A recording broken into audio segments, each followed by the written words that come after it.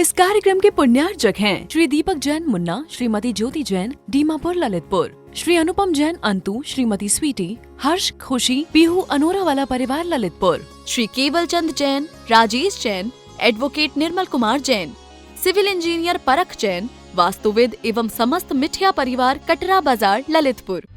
दया भावना foundation, जिसके नाम में ही छिपा है दया का स्वरूप, जिसके अंतर्गत आचार्य श्री विद्यासागर जी महामुनिराज के मंगल आशीर्वाद एवं मुनिश्री 108 अविचल सागर जी महाराज की पावन प्रेरणा से संचालित हो रहा है भारत का सर्वश्रेष्ठ आचार्य विद्यासागर गौ उपचार अस्पताल एवं भगवान श्री राम पक्षी उपचार अस्पताल। ग्वालियर झांसी हाईवे से 110 kilometre, Jhansi Kanpur highway, Jhansi Tikamgarh highway, Jhansi Shivpuri highway, Jhansi Lalitpur highway पर घायल, जख्मी, बीमार, दुर्घटनाग्रस्त गायों का एवं अन्य पशु पक्षियों का उपचार एवं संरक्षण का कार्य फाउंडेशन द्वारा किया जा रहा है। फाउंडेशन का भारत के प्रत्येक 4 लाइन, 6 लाइन एवं अन्य राष्ट्रीय महामार्गों पर प्रत्येक 150 से 200 किलोमीटर के अंतराल पर आचार्य विद्यासागर गौ उपचार अस्पताल संचालित करने का लक्ष्य है। आप भी दया भावना फाउंडेशन द्वारा किए जा रहे सराहनीय कार्य में आर्थिक सहयोग अवश्य प्रदान करें।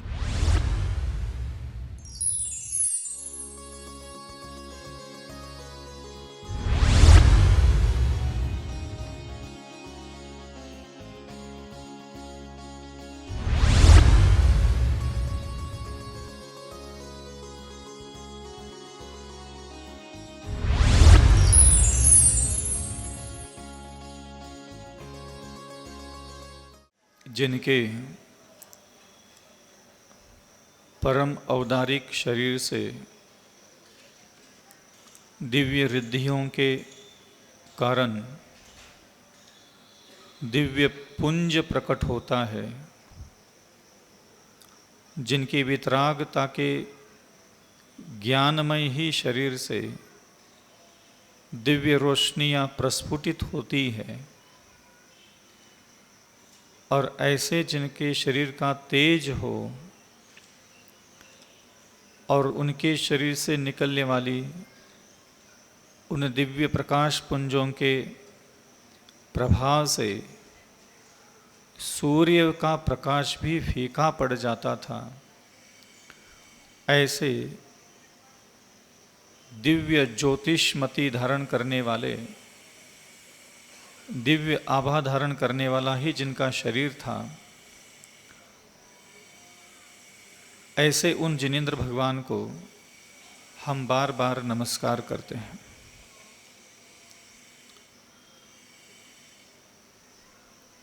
बहुत सारे कार्य होते हैं जो हमें करना होता है।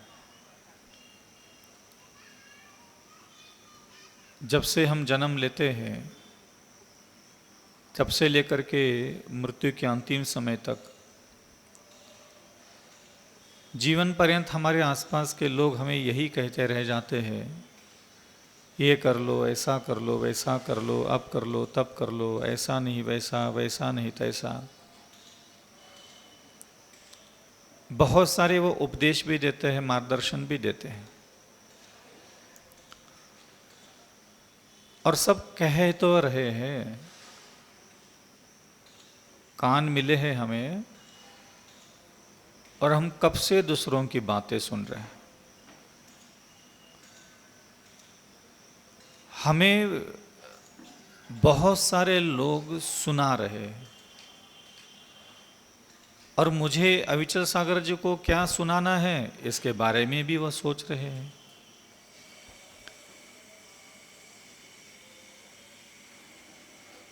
भगवान भी हमारे लिए कुछ कह रहे हैं,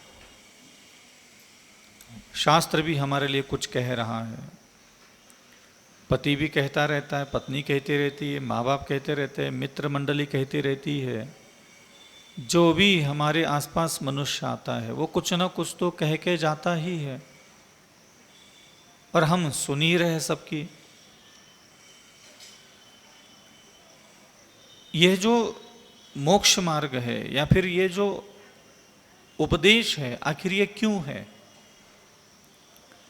कई बार मैं ऐसा विचार करने के लिए बैठता था, आखिर ये इतनी सारी बातें भगवान बोल रहे हैं, इधर गुरु कुछ बोल रहे हैं, इधर ये इंसान आके बोल रहा है, ये सारी सृष्टि सब बोलने में लगी है, बोल ही रहे सब, पति पत्नी से, पुत्र पुत्री से, माता पिता से, बंधुओं से हम दिन भर बोल रहे हैं और कुछ लोग सुन रहे हैं, कुछ लोग हमारे सामने खड़े होकर के बोल रहे हैं और हम उनकी आवाज़ सुन रहे हैं। ये बोलने का और सुनने का काम अगर ज़्यादा मात्रा में कहीं हो रहा है तो सिर्फ मनुष्यों के साथ ही हो रहा है। चिड़िया देखो, चिटिया देख लो, पक्षियाँ देख लो, पशु पक्षी देख लो, वो दिन भर अपना भोजन ग्रहण कर लेते हैं, जीवन के सारी आवश्यकताओं को पूरा भी कर लेते हैं, लेकिन वो बोलते नहीं है। आप कभी एकांत में नहीं गए, कभी ऐसी जगह जाओ जहां बहुत बड़ा पहाड़ हो, जहां घनघोर जंगल हो और चारों तरफ मनुष्य ना हो।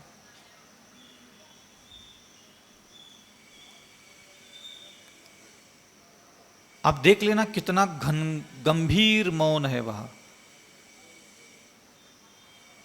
कोई बोल ही नहीं रहा है। दिक्कत यह है कि हम लोग जब से जन्म लिए और अभी तक ना सिर्फ इंसानों के अगल बगल में रह रहे हैं, तो हम हो गए पागल।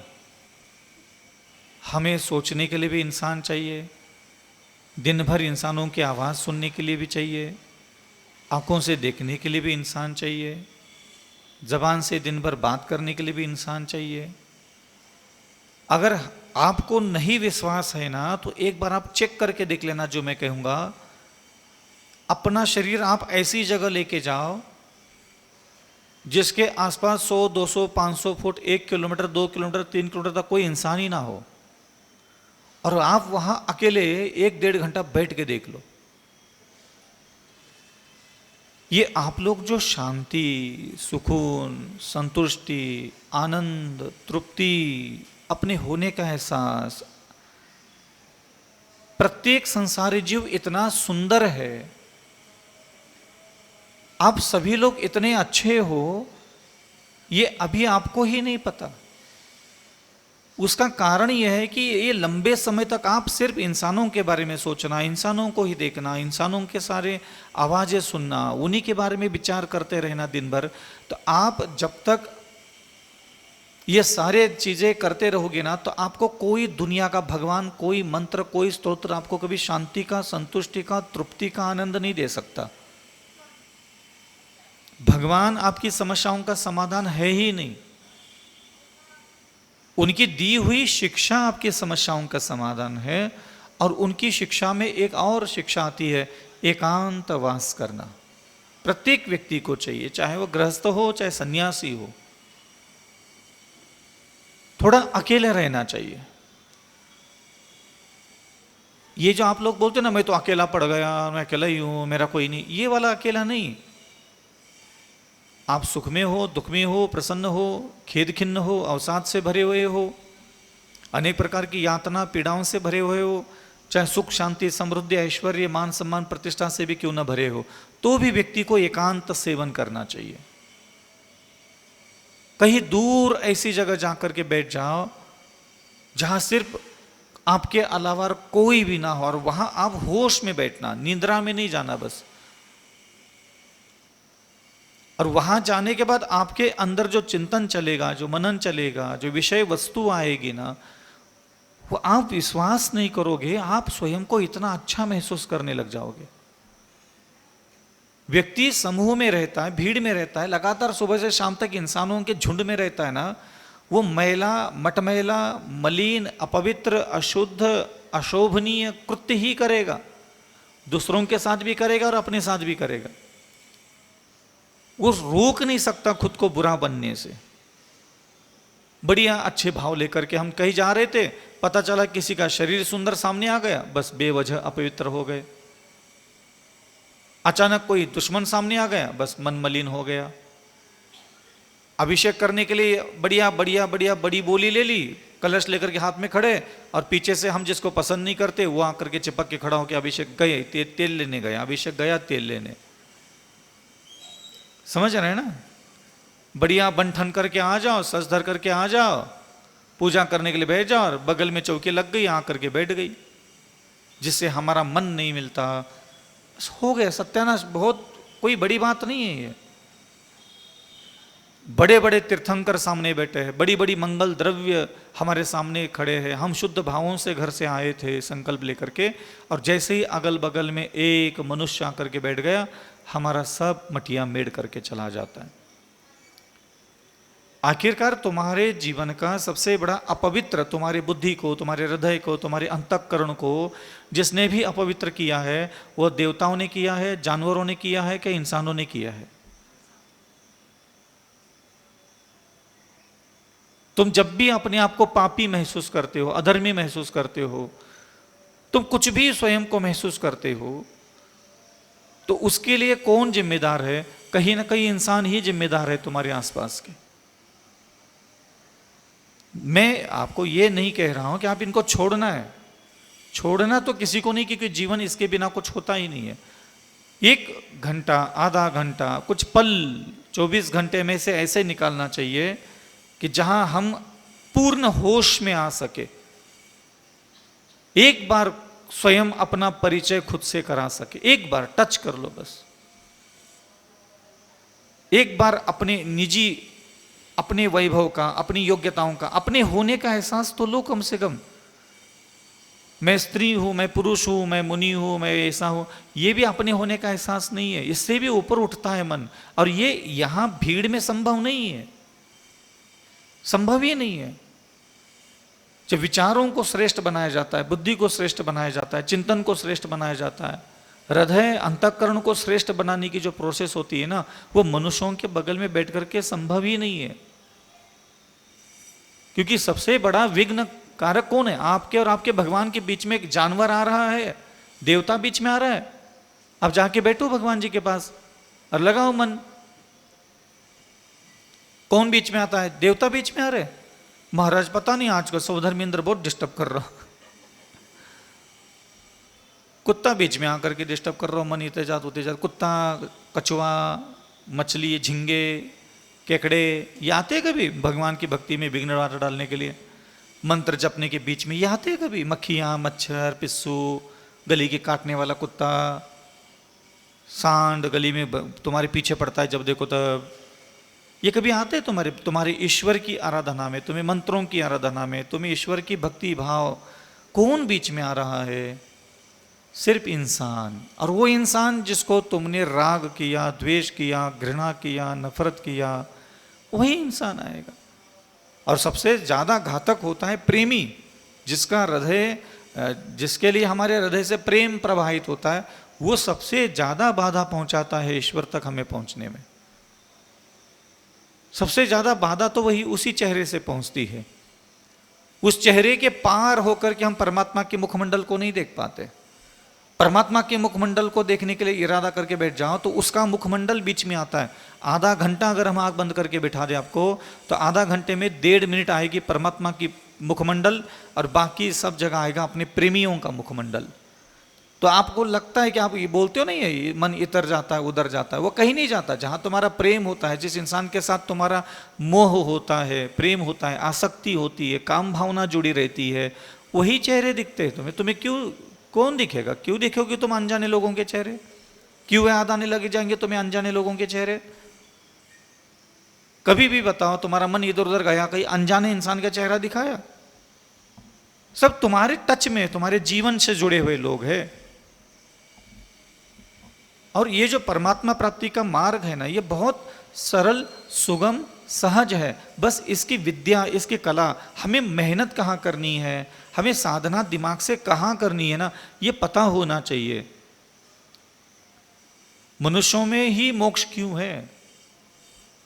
ये हाड़ मांस का शरीर, कुछ भी शक्ति नहीं, कुछ भी बल नहीं है इसके पास। दुर्गंध से भरा पड़ा है पूरा, मलिन वस्तुओं से भरा पड़ा है पूरा। ना कोई विशेष ज्ञान है, ना रिद्धि है, ना सिद्धि है, ना कोई कला है, ना निपुणता है।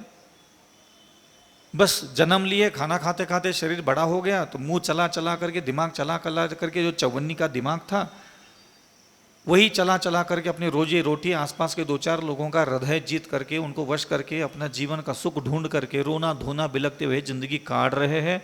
इसके अलावा तुम्हारे जीवित होने का कोई दूसरा मूल्य ही नहीं है। देवताओं को मोक्ष क्यों नहीं है, नारकियों को मोक्ष क्यों नहीं है, जानवरों को मोक्ष क्यों नहीं है, जबकि देवताओं में हमसे अधिक सुंदर शरीर, अधिक बलवान शरीर, अधिक बलवान ज्ञान होता है, बहुत विस्तृत ज्ञान होता है उनके पास। सैकड़ों हजारों अरबों अरबों वर्षों तक वह जिनवानी का निरंतर अध्ययन चलता है, चर्चाएं चलती, वहां धर्म चर्चाओं में लीन रहते वो। 1 सागर, 2 सागर, 3 सागर, 10 सागर, 15 सागर, 20 सागर, 22 सागर, 33 सागर पर्यंत, इतनी उम्र, इतना लंबा चौड़ा काल वहां रहते हो, फिर भी अपने आत्मा में से एक कर्म का भी विनाश नहीं कर पाते, एक भी कर्म को काट नहीं पाते। रिद्धियां सिद्धियां संपन्न, अनिमा लगिमा गरिमा, न जाने कितनी रिद्धियां सिद्धियां, भोग सारे उपलब्ध है। ऐसा भी नहीं कि कुड़ते रहते हैं वहां, ना कोई दुकान है, ना व्यापार है, ना चूल्हा है, ना चक्की है, ना कोई मकान है, ना मम्मी है, ना पापा, ना बच्चे, ना परिवार, ना ताऊ, ना फूफा, ना फापी, हम हमारे सैया कोई बीच में है ही नहीं, फिर भी मुक्ति नहीं है। कोई धन नहीं कमाना, कोई खरीदने की चीज की जरूरत नहीं है, मार्केटिंग नहीं, शॉपिंग नहीं, कोई दुकानें नहीं, सारी चीजों से मुक्त है। आप सोचो ना कितनी बड़ी जिम्मेदारियों से मुक्त है वो। मतलब दिगंबर मुनि महाराज के जैसा ही, ना कुछ भी आवश्यकता नहीं, जो तन पे कपड़ा है बस वही, और आत्मा में असंख्यात रिद्धियां सिद्धियां भरी पड़ी देवता के। इस कार्यक्रम के पुण्यार्जक थे श्री दीपक जैन मुन्ना, श्रीमती ज्योति जैन, डीमापुर ललितपुर, श्री अनुपम जैन अंतु, श्रीमती स्वीटी, हर्ष खुशी, पीहू अनोरा वाला परिवार ललितपुर, श्री केवल Chand Jain, Rajesh Jain, advocate Nirmal Kumar Jain, civil engineer परख जैन, वास्तुविद एवं समस्त मिठिया परिवार कटरा बाजार ललितपुर। क्या आप वास्तुशास्त्र के अनुसार अपने घर का काम कराना चाहते हैं?